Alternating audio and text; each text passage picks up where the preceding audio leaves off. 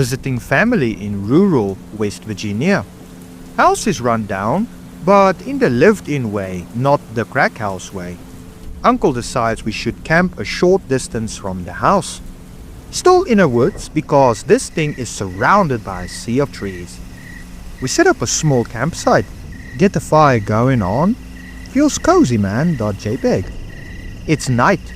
Uncle, aunt, uncle's wife and my dad decide to sleep outdoors near the campsite. I decide to stick around too. It's about 1 a.m, can't remember 100%, but it was pretty dark out and the only light was from the moon and my phone's flashlight. Really need to pee. Get out of my tent, wander a bit from camp to find a nice bush, unzip my pants and get to watering the flowers. Notice some movement out of the corner of my eye. Shoot my head around, panic that a bear or something had just caught me with my pee-pee out. Almost poop myself as I noticed a figure duck behind a tree. This was all low light, but from the glance I got, looked like the figure was wearing some kind of robe or gown. Zip up my pants immediately, pee-pee burning because I haven't finished peeing. Turn on my phone's flashlight and grab my pocket knife, trying to be macho. Plus, my family were pretty close. Walk around tree, waving around my phone. Nothing. Honestly, even more creeped out. I should note that crickets out here are deafening, especially in the middle of the night. It was completely freaking silent. All I could hear was leaves and sticks crunching with every step I made back to the campsite.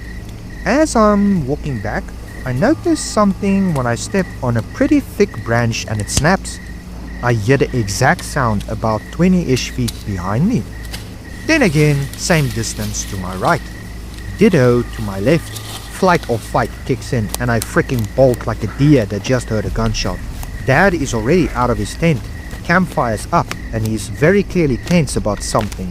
He tells me to just go back to the house. Everyone else gets out of their tents too. Uncle stays behind. Not getting any sleep tonight. Skip ahead an hour or so. Dad comes home into the house with Uncle. Uncle is pale as a sheet. Dad seems really frustrated. I asked them what it was. According to my dad, they caught a few guys, middle-aged, walking through the woods. They bolted at the sight of my dad and uncle. No idea what they were doing there, but a few of them dropped some things. My face when it was a knife, duct tape, and some kind of syringe. We weren't ever really able to report it to the local police or anything, and I didn't live with my extended family at the time. But weird stuff involved these robed freaks happened for the rest of the year 2010. Mostly just my family seeing them walking around the woods at night, and early in the morning they buggered off after my uncle bought a rifle and started hunting on his property. Florida Anonia had many strange experiences in my life. I get told I attract these sorts of things, but I digress. I'm bored, so here's the story my friends and I haven't been able to forget for the past year. Be me. Be in Apalachicola. Be in Apalachicola National Forest in January for a camping trip with my brother. Technically not supposed to be there because it's hunting season and we're prim campers, not staying in one of the designated hunter campsites, but whatever, do it anyway. We keep thinking we see brief flashes of blue light in woods on and off. Try to ignore it. Just our minds playing tricks on us, etc. Third day. Friend and his girlfriend joins us. They bring mushrooms. Now the real party begins. Cut to night. Everyone takes a small dose of mushrooms. 2 grams per person. Friend throws up after taking only half a gram. Stays sober. Fast forward. We're all decently high but still lucid. Sitting by the fire. Friend's girlfriend crawls out of their tent. Looks off in the distance. What's that light off in the woods? There's some planes visible, so I tell her she's probably just tripping. Brother gets up from his hammock. I see it too. WTF? Look where they're looking but don't see anything. Just chalk it up to them being new to shrooms. Go back to staring into the fire because primal monkey brain. Friend, who reminder is sober, stands up and peers into the darkness in front of me. Oh crap, there really is a light out there. What? Get up. Sure as crap, there's a blue ball of light floating between the trees and circling our camp. Forest is dead quiet. It's so bright, it's illuminating trees around it slightly. Irregular flight pattern. Floats, like you'd imagine a fairy would, wavering in the air. Not even close to firefly season, not to mention it's blue and an orb. We watch it for a few minutes.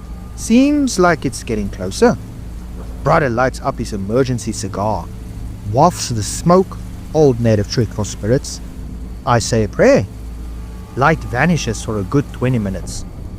Light reappears, then wavers in place for a bit near our camp and floats off, disappearing into the trees. Freaked out, stay up all night. Month or two later, now it's about firefly season. Friend calls me up for an impromptu camp out in Ocala National Forest. Uneventful day other than the ticks. Oh frick the ticks. Night, maybe around 2 to 3. Have a few crappy bottles of margaritas and crap by the fire.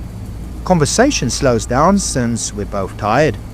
An owl hoots. Then friend says, "Yo, what's up?" I see the light again. You're joking? Look around. Tons of them, smaller than the last one, but all blue orbs of light literally surrounding our campsite. Had to be about 50 of them. They are literally nowhere else in the forest except near us. Friend and I poop bricks for a moment. Catch a close-up of one. Not fireflies. An actual floating ball of blue fire the size of a golf ball. Weird feeling. They're non-threatening, like they're protecting us. Just to be sure we're not crazy, light up a cigar and pray to see if it does anything. I crap you not. All of them instantly blink out of existence until I put out the cigar. Afterwards, they just kind of float around and then slowly leave one by one. Rest oddly peacefully the rest of the night. Not really super spooky, but paranormal and strange nonetheless. I have scarier ones, but this is the most recent encounter I've had, so I thought I'd share it. No idea what they are, but if anyone has any insight, I'd be very interested. Great story, Anon. The previous explanation would be that it was something Fae related. Honestly, I wouldn't try to dispel these things in the future. I'd try and communicate with them. They might just be friendly forest spirits. Thanks, Anon. Actually, did some research last night after I posted and found something from Japanese urban legends called Onibi, which are pretty accurate to what I saw, pick related. Also, yeah, after that experience I've been making an effort to be more respectful to any potential spirits. At the time, I was just skeptical about whether or not they were indeed spirits. I had a buddy, Garrett, way back years ago. He was a trailer park kid whose family sucked, and he got into hopping trains and doing graffiti and staying with shady characters. Otherwise, he was homeless most of the time basically. But he told me this story once. Train hopping. Hoping to make it to California to meet up with some people. Long way to go. Sleeping out in the grass or something, crashing with weirdos at their place. One night he's in the grass. This is in Missouri or some frickin' place, can't remember. Trying to sleep. Suddenly, he hears loud crashing in some nearby trees, which he had avoided instinctively. Freezes up, staring at the trees. Sounds like a group of men marching. Normally, Garrett doesn't give a frick about anything, and he's a big guy who likes to fight. But he says he feels complete dread and is afraid to move. He hears someone shout like a command, but he can't make out the words. There's another sound like a constant swishing. He's laying on his side and looking straight at where the sounds are coming from. They're approaching. Finally, Garrett gets up the nerve to make a break for it and sneak off before he's discovered. But there's another shout, much closer this time. Almost sounds like it's right there in front of him. Garrett drops to his stomach and just lays there. Marching sounds stop at the tree line, but the swishing sound continues past him. As it does, the air gets thick and Garrett's head swims, passes out. Comes to the next day, hops the train and makes a mental note to avoid that spot from now on. Be me, 12:50 a.m., November 12, 2020. Sophomore in college, bringing my girlfriend to my place to meet the family. Home in the middle of Tennessee, semi-rural. There is a large forest behind my parents' house that is hundreds of acres. We are awake at night so we can get the PS5, which was released at 4 a.m. at the local GameStop. Full moon, super clear, and bright night. Let's go look at the stars up at the catwires. There are TVA catwires running an electrical grid through the forest. Huge clearing at the top of a hill in the forest next to the catwires. We see my neighbor's giant white cat playing around the entrance to the path. We go to top of the hill in the forest. Was lit. Got my pee-pee sucked off too at the catwire. I got a blowjob, boys. Nothing suspicious yet. Appreciating the stars. Around 1 a.m. we start to walk back to my truck, which is parked at the edge of forest. Begin to hear a strange howl or whoo about a mile away and in two separate places. Could be a coyote, owl or other wild animal, so we thought nothing of it. Keep walking. We are only about 500 to 1,000 feet away from my truck now. Howl proceeds to approach us and turns into something that sounds like an Aztec death whistle with loud clicks in 1 second intervals. Sound is very close now, coming from the treetops. At this point, my girlfriend and I didn't even say anything, but we were now running for our lives. The sound is now coming from about 4 different directions, all in the forest, and couldn't be more than 500 feet away from us, and closing in fast. We break through the forest shrubbery, ditching the regular path to my truck. I quickly jump into the bed, while girlfriend is already starting the truck. Peel out. I stare into the wilderness, and at this point I can only hear my heartbeat and the engine. Later, at GameStop parking lot, my girlfriend tells me she saw what was chasing us in the forest. Said it looked like a human-sized grey raccoon running swiftly on his hind legs. Never seen my girlfriend more afraid in my life. Never spoken of again. Man, that is such a meme of these 4chan stories. Oh, we never speak of it again. We never talk about it again. Come on, man. Who does that? Summer after my first semester of college. Spent 2 weeks road tripping alone. From Midwest out towards Washington and back again. Towards the end of the road trip, I'm pretty beat, and I pull over at a rest area to sleep. Place doesn't look great, but I'm too tired to give a crap. Still, since I'm the only vehicle out there and I don't know the area, I set an alarm. I'll sleep a couple of hours and then head out to find civilization. 2 hours later, my alarm goes off. I set it to buzz instead of ring, and the first thing I notice is someone standing by the window. I freeze. I can see a gun leaning against the window too. Whoever it is, they were dressed in all black, is holding the gun up but not pointing it at me. I was sleeping on a thick pillow, so I could just see over the dash and notice another person all in black, also holding a gun, standing in front of my truck, but facing towards the rest area. I look and see what appears to be 2 more individuals, all in black, all holding guns, leading a bunch of kids into the woods. I notice the guy at the window turn to look inside. Looks right at me.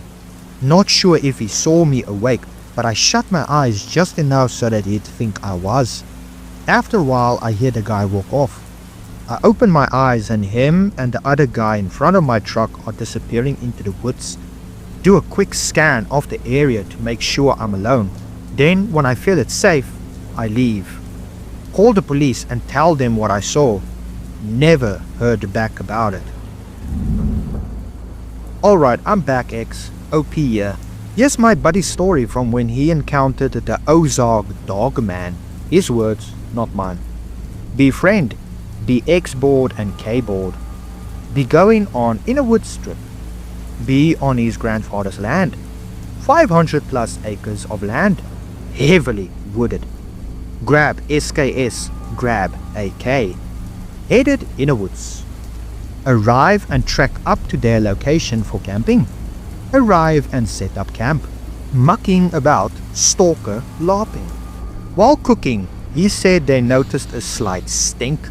Shook it off, but it kept progressing. Smell eventually gets unbearable. Friend has idea. Puts on M40 gas mask. Doesn't help and eventually almost vomits in mask. Said the smell was moving in a circle. Eventually it dissipates and they try to sleep, gripping their chinks and vatnik girlfriends.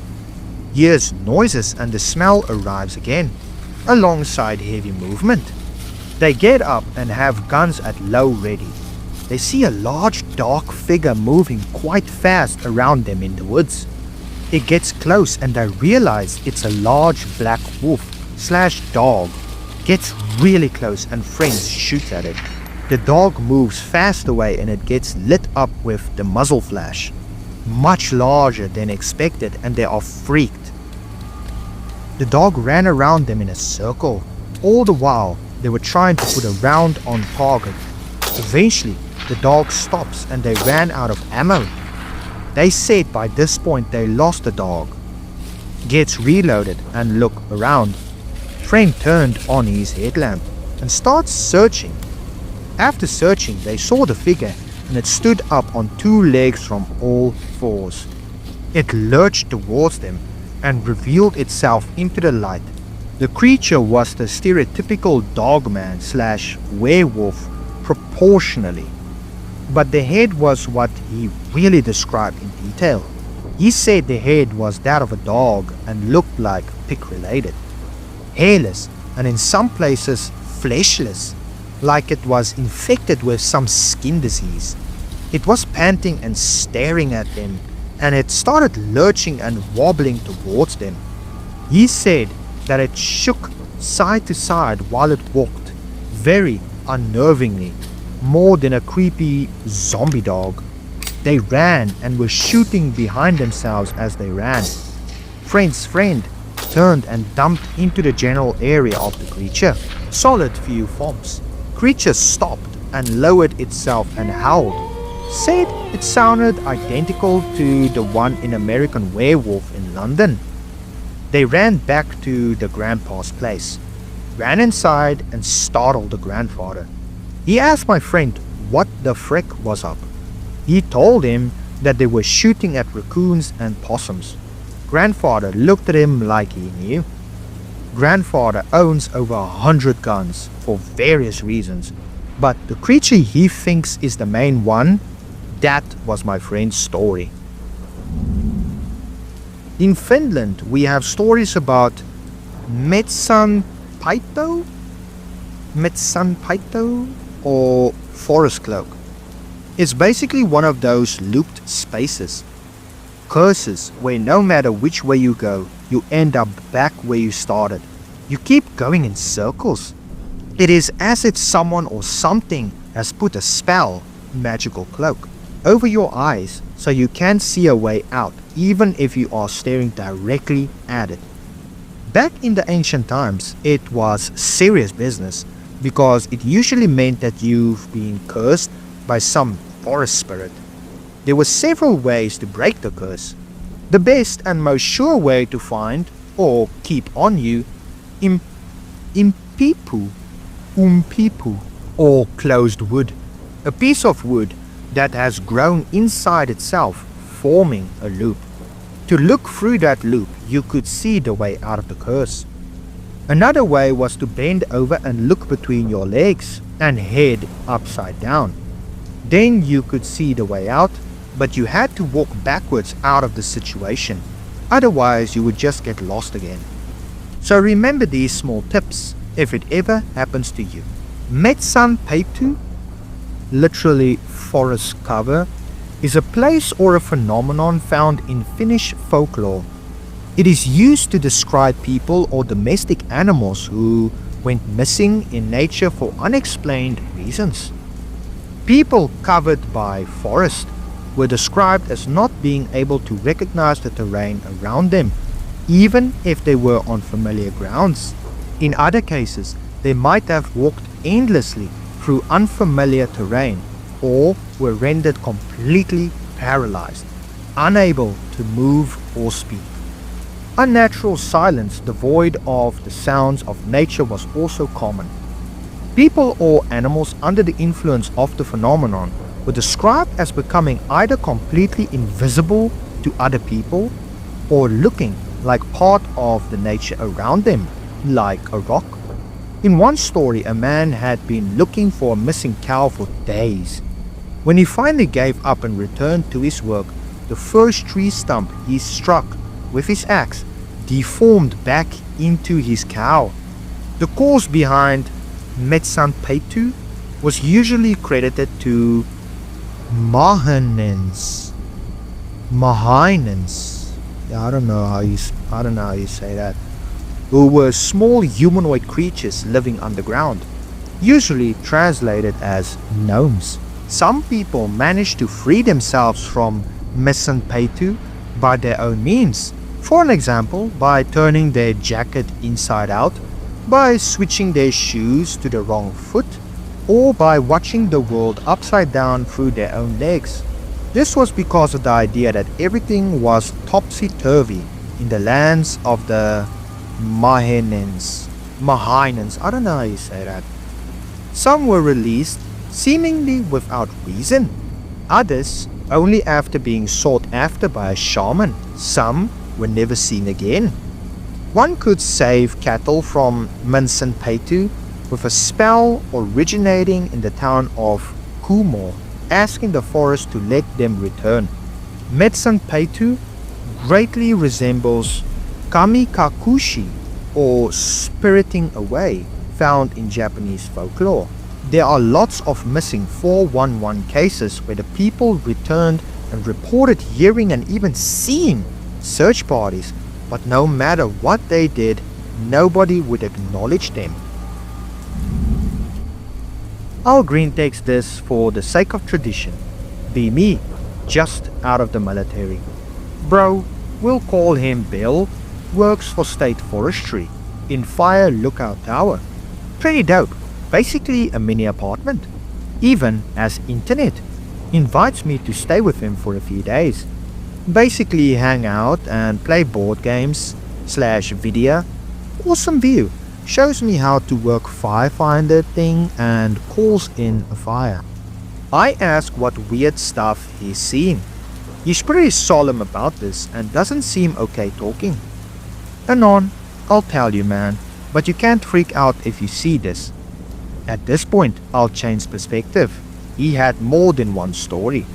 Story 1.